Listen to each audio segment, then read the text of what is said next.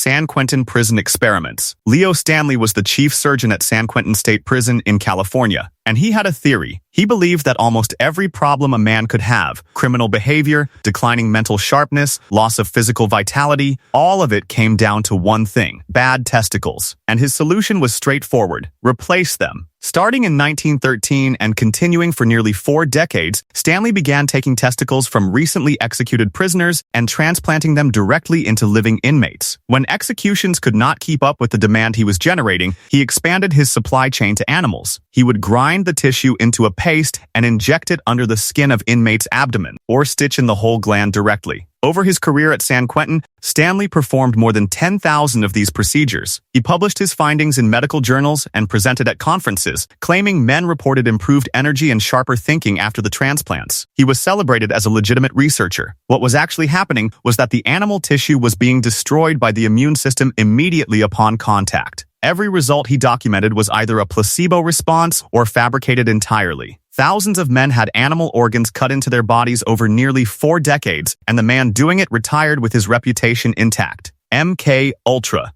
In 1953, the CIA launched a program called MK Ultra with one goal: figure out how to control the human mind. They wanted to know if a drug, a technique, or some combination of both could make a person do things they would not otherwise do, confess things they wanted to keep secret, or be completely reprogrammed. They spent the next 20 years trying to find out. LSD was their primary tool. CIA operatives dosed people without their knowledge across prisons, psychiatric wards, and military installations. They set up Operation Midnight Climax, where CIA-funded prostitutes lured men into agency safe houses in San Francisco and New York, gave them drinks laced with LSD, and agents watched through 2-way mirrors documenting what happened. Some subjects received LSD every single day for weeks. One man was kept on a continuous dose for 77 days straight. Prisoners and mental patients were specifically targeted because they had the least ability to refuse. The Canadian branch, run by psychiatrist Ewan Cameron at McGill University, went furthest. Cameron believed he could erase a person's existing personality entirely and write a new one from scratch. He put patients into drug-induced comas lasting weeks or months, administered electroconvulsive therapy at doses 30 to 40 times higher than anything used medically, and played looped audio recordings through speakers under the patient's pillows for hours on end. When patients came out of Cameron's program, many could not remember who they were. Some lost the ability to speak, and some regressed to childlike states permanently. Stateville Penitentiary Malaria Study. During World War II, malaria was tearing through Allied troops in the Pacific, and the existing treatments were not working. The U.S. government needed to test new anti-malarial drugs fast, which meant they needed human bodies to test them on. They found those bodies at Stateville Penitentiary in Illinois. Starting in 1944, researchers from the University of Chicago set up a full malaria testing operation inside the prison. The infection process was direct. Prisoners sat down, rolled up their sleeves, and inserted their bare arms into mesh cages packed with malaria-carrying mosquitoes and held them there while the insects fed. Once confirmed infected and symptomatic, the drug trials began. Some prisoners received drugs that did not work, meaning they went through the full progression of the disease with fevers spiking to dangerous levels, violent shaking chills, and severe headaches with nothing helping them. Others received drugs that worked, but at doses causing serious side effects of their own. Some prisoners were infected, treated, and infected again for multiple rounds. The researchers published their results in major medical journals, and the drugs developed saved lives in the Pacific. The lead researcher was professionally recognized for the work. The prisoners who provided their bodies received small privileges inside the prison. Some got marginally better food. The study ran for years and put hundreds of inmates through deliberate infection with a serious disease, the monster study.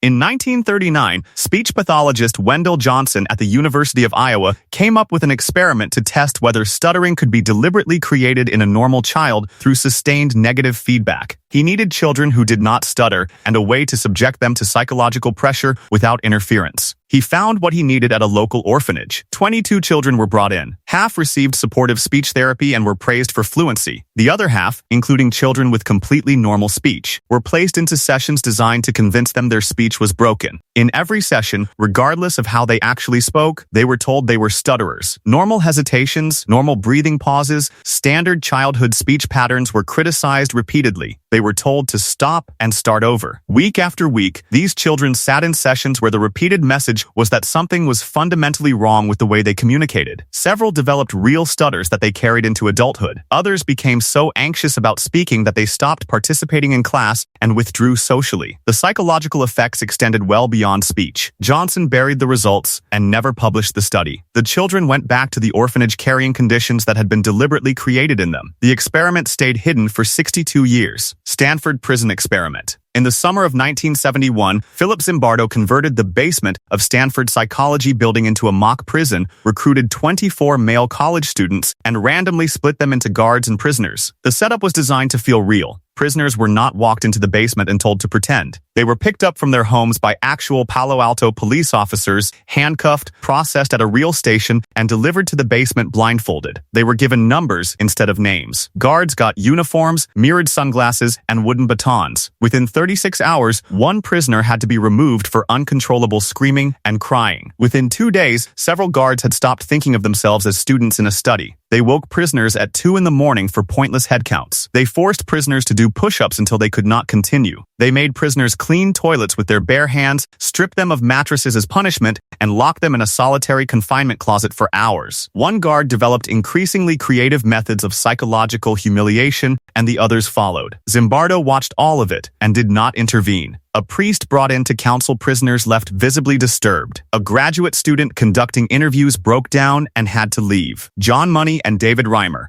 In 1965, a baby boy named Bruce Reimer was brought in for a routine circumcision in Winnipeg, Canada. The doctor used an electrical cauterization method instead of the standard technique, and it went wrong. The burn was severe enough to destroy the tissue entirely. Bruce's parents were told surgical reconstruction was not possible. They eventually found their way to a psychologist at Johns Hopkins named John Money, who had been developing a theory that gender identity was entirely learned, and that any infant could be raised successfully as either sex if the process started early enough and the child was never told the truth. Money advised the parents to have Bruce castrated, raise him as a girl under the name Brenda, and tell him nothing. They agreed. At 2 years old, Bruce became Brenda. Money followed the case for years and published it repeatedly as a landmark success, claiming Brenda was a well-adjusted girl who had fully embraced a female identity. He used the case to influence surgical decisions made on thousands of intersex infants in the years that followed. None of what he published was true. Brenda rejected feminine clothing and toys from the time she could express any preference, had severe psychological distress she could not understand, and during visits to Money's office was subjected to sessions where Money had both Brenda and her twin brother Brian act out